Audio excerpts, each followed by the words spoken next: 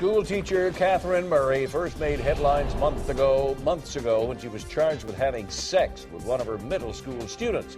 Well, she's back in the news again tonight as prosecutors say that's not the only crime she committed. And good evening, friends. I'm Dave Ward. And I'm Gina Gaston. Murray is now charged with 2 additional counts of sexual abuse and 1 count of improper relationship with a student. Eyewitness News reporter Jessica Willie standing by live with the latest developments in this. Jessica?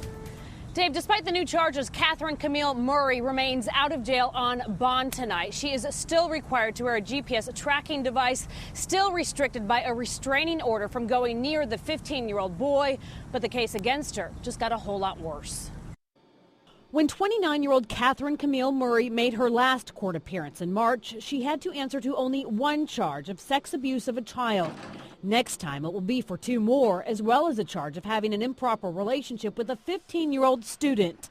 Once evidence of a sex crime surfaced earlier this year, Spring Branch ISD Police Chief Chuck Bronner says they kept digging. And we will not stop until we get to the end of it.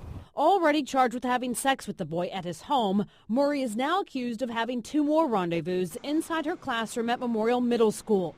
Surveillance videos say police put the 2 together at the school back in February. Friday night of that same week, the boy had his father drop him off at the school for the 8th grade dance, but instead, Murray picked him up and took him to this nearby hotel where records say they were also caught on camera coming and going. The first charge already cost Murray her job. She is still listed as living in the same home in Northwest Houston with her husband, but no one answered when we stopped by. Murray, a product of Spring Branch ISD schools herself, had been with the district for 3 years, but left it in shame. And the trust of the parents with the care of their children and the education of their children, and to break that trust is unacceptable. And Chief Bronner says the student and his family are still struggling to repair the damage done. Their attorney told me tonight that he is pleased with these new charges because, quote, she stole his innocence from him. As for Murray's attorney, his office left me a message tonight telling me to call back on Thursday. She is due in court here next week.